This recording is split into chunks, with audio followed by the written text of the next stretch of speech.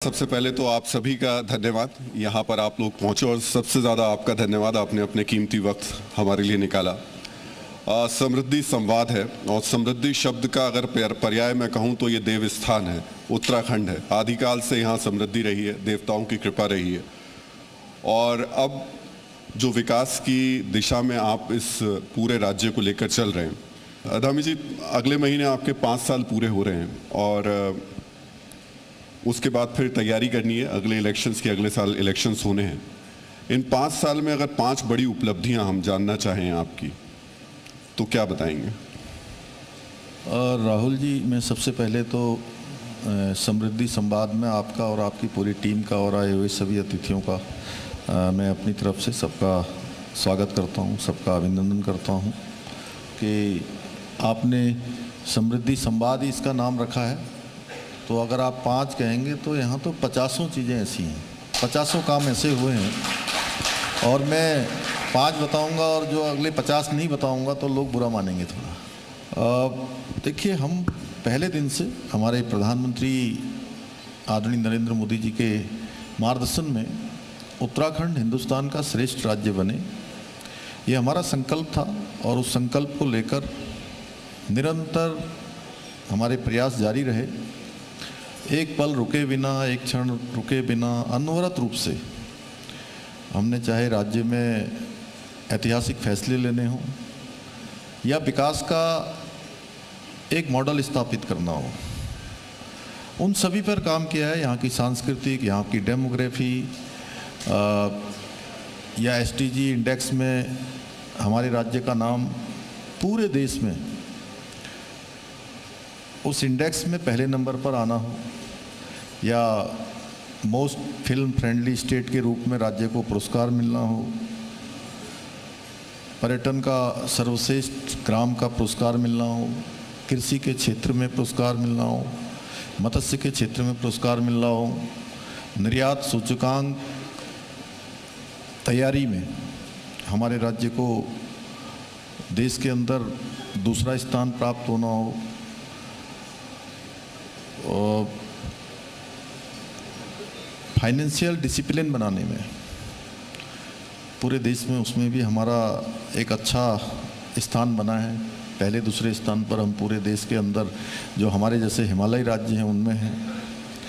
यानी ऐसे अनेक उपलब्धियां हैं। खनन क्षेत्र जो एक बहुत विवादित क्षेत्र माना जाता था, हर सरकार के लिए बहुत चुनौती होती थी, उसमें भी भारत सरकार ने हमारे राज्य को सारे पैरामीटर्स जो होते हैं उसका ठीक प्रकार से व्यवस्थित करने का 200 करोड़ रुपए का प्रोत्साहन राशि का पुरस्कार देना हो। रिवर्स प्लान बहुत तेज़ी से हुआ है। देखिए, यहाँ 4 धामों में आज लगभग 50 दिन की यात्रा होने जा रही है और इन 50 दिनों में 31 लाख का आंकड़ा अभी तक पार कर गया है, जो अपने आप में एक बड़ा रिकॉर्ड है। और संवाद समृद्धि आपकी, ये सही नाम आपने दे रखा है, तो मैं कहूँगा कि यही समृद्धि है। हमारे होम स्टे फुल हो रहे हैं और होटल, टैक्सी, टूर गाइड या इस व्यापार से जुड़े हुए, इस काम से जुड़े हुए सभी लोग समृद्धि को प्राप्त हो रहे हैं। आपने 4 धाम यात्रा की बात की और इस बार रिकॉर्ड भीड़ यहाँ पर पहुँच रही है। आपने पिछले कुछ सालों में वहाँ पर इंतज़ाम भी किए इस तरीके से ताकि लोगों को सुविधाएं मिल पाएँ, लेकिन जो आपने सुविधाएं दी, जो भीड़ बढ़ी, अब उसे उपलब्धि के तौर पे देख रहे हैं या चुनौती के तौर पे देख रहे हैं? नहीं, देखिए, ये यात्रा आस्था श्रद्धा की यात्रा है और यात्रा के बारे में अगर आप उसके थोड़ा बैक में जाएंगे, पीछे जाएंगे, आज से लगभग 30 साल, 40 साल, 50 साल पहले, तो ये यात्रा अत्यधिक कठिन होती थी। इधर 2014 के बाद प्रधानमंत्री श्री नरेंद्र मोदी जी जब देश के प्रधानमंत्री बने, उसके बाद से 4 धाम ऑल वेदर सड़कें बनी। हमारे 2013 की आपदा के बाद केदारनाथ धाम का नव निर्माण हुआ, पुनर्निर्माण हुआ और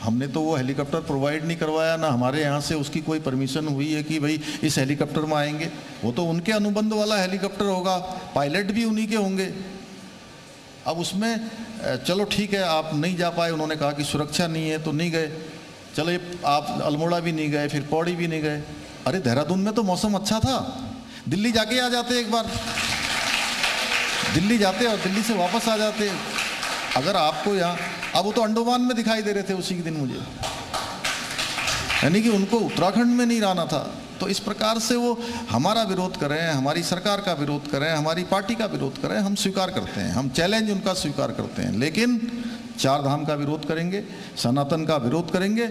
हमारे यहाँ की जो सांस्कृतिक डेमोग्राफी है उसके साथ छेड़छाड़ करने का प्रयास करेंगे, तुष्टीकरण करेंगे, तो हम विरोध करेंगे। हम पर वो तो उत्तराखंड के नागरिकों की मदद करने के लिए आ रहे थे, उत्तराखंड के नागरिकों की मदद करने के लिए आ रहे थे। कोटद्वार के एक जिम संचालक है जिनकी जिम चल नहीं रही है, तो उसकी सदस्यता लेने आ रहे थे, वो उसकी आर्थिक मदद करने आ रहे थे। देखिए राहुल जी, आपको ध्यान होगा जब दिल्ली में दंगे हुए थे, दिल्ली में उन्हीं दंगों में एक माँ का बेटा, एक पहाड़ का बेटा, गरीब परिवार का बेटा दिलवर सिंह नेगी की हत्या हो जाती है।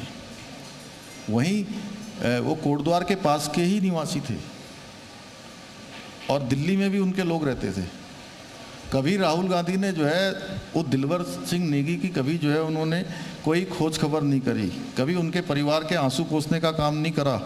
अब यहाँ इसलिए आए कि दीपक ने अपने नाम के आगे मोहम्मद लगा दिया, तो मोहम्मद से उनको प्यार है, लेकिन दिलवर से प्यार नहीं था उनको।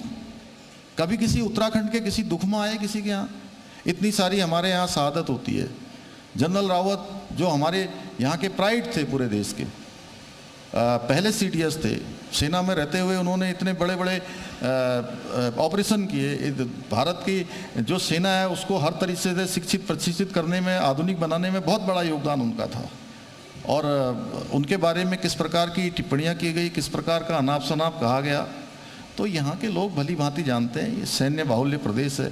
जो लोग, उनकी बुद्धि का अंदाज़ा इसी बात से लगाया जा सकता है, मैं एक सैनिक पुत्र हूँ इसलिए मेरा भी खून खौलता है, और मुझे लगता है कि मेरे जैसे सभी लोगों का खून खौलेगा जब कोई सेना से ऑपरेशन सिंदूर का कोई प्रमाण मांगेंगे, सर्जिकल स्ट्राइक का कोई प्रमाण मांगेंगे, एयर स्ट्राइक का प्रमाण मांगेंगे, तो यहाँ गुस्सा आना स्वाभाविक है। धामी जी, अगले महीने उत्तराखंड में मदरसा एक्ट खत्म हो जाएगा, इसके बाद क्या स्थिति दिखाई दे रही है आपको? देखिए, जो मदरसा एक्ट है इसके बारे में भी ये हमारे एक विद्वान यहाँ बैठे हुए हैं, काजमी जी, इसके बोर्ड के अध्यक्ष हैं भी, और ये बहुत बार देखिए ये गलत सलत छवि पेश करने का प्रयास किया जाता है। कुछ लोगों को जो देश की आज़ादी के बाद से लगातार डराया जाता रहा कि भाजपा आएगी तो तुमको यहाँ से निकाल देगी, दंगे करवा देगी, मारपीट करवा देगी, इस प्रकार की बातें, इस प्रकार की अफवाहें, इस प्रकार का एक फैब्रिकेटेड माहौल बनाने का प्रयास होता रहा है। और यहाँ पर भी जब हम मदरसा एक्ट को भंग करते हैं तो उसमें भी ये बनाया गया कि एक किसी वर्ग विशेष को हम टारगेट कर रहे हैं। भाई, हम वर्ग विशेष को टारगेट नहीं कर रहे हैं। बच्चे चाहे किसी भी वर्ग के हों, वो हमारे बच्चे हैं, वो देश का भविष्य बनना चाहिए उनका, वो देश की जो राष्ट्रवाद है उस भावना से उनका विकास होना चाहिए, न कि पुरानी 500 साल पुरानी जो है उनको वो शिक्षा दी जाती है, कट्टरवादी चीज़ें दी जाती हैं। हम कहते हैं कि वो बच्चे भी डॉक्टर बने, इंजीनियर बने, अच्छी उनको आधुनिक शिक्षा प्रदान की जाए, तो उसमें क्या बुराई है? हम इस दिशा में काम कर रहे हैं कि उन बच्चों को भी अच्छी शिक्षा दी जाए।